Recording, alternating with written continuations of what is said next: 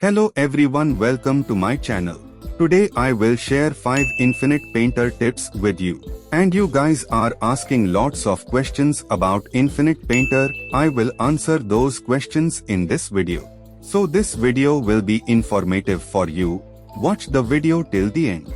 First tip is, add texture to canvas.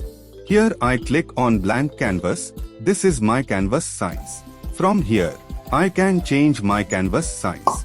Here have some presets that I can choose. From here I can change the orientation of the canvas. Let's continue with it. This is my layer options. If I click here, I can add texture and color on canvas. If I turn it on, then texture will be added. From here I can choose different textures. Even I can import textures from gallery or file. From here I can change the depth, opacity and scale of the texture. And I can change the color of the canvas from here. Here is my color wheel. Press and hold and drag it anywhere on the screen.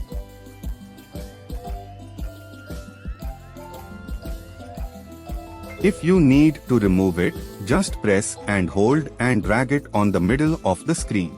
Let me choose a brush.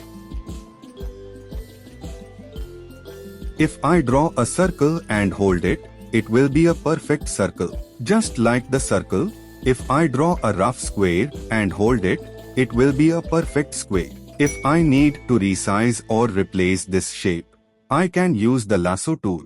To use the lasso tool, click here, click on Edit, click on Lasso. Now select the shape and click on Transform. Now I can replace it, resize it, rotate it, flip it, duplicate it. Back to home screen, press on any canvas. Now click on Restore. Now, let's answer your questions. First question is, which brushes I used? I used 6B or 2B pencil for rough sketch. For outline, I used soft pen or solid pen. To fill base color, I used solid pen or solid fill brush. For shading, I used fine blender or tone shader. I used Samsung Galaxy Tab S6 Lite. Now I am using Samsung Galaxy Tab S9 FE Plus. I used S Pen. It comes with Samsung Tab. It's a really good pen and very accurate. Let me draw a circle. Now I will add a layer under this layer for base color. Now fill the color using Fill tool.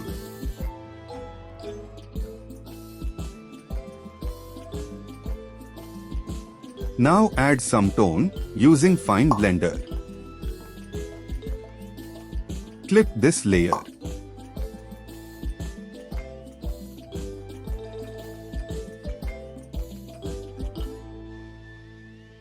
Now blending using Smudge tool.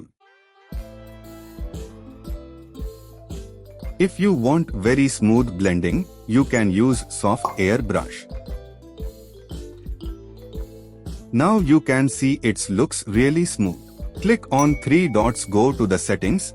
Now turn on draw cursor and shape detection. I hope you liked the video. If you still have some questions, comment down below. And if you are a complete beginner, watch this video now.